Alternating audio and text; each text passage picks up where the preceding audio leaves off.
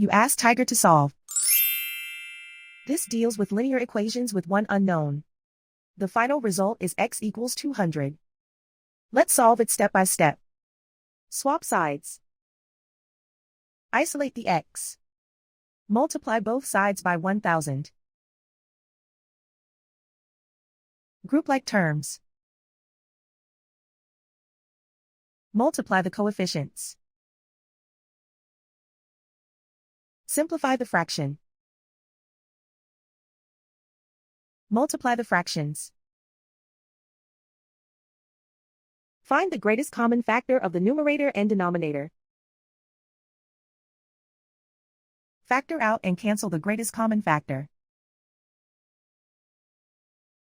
And so the final result is x equals 200.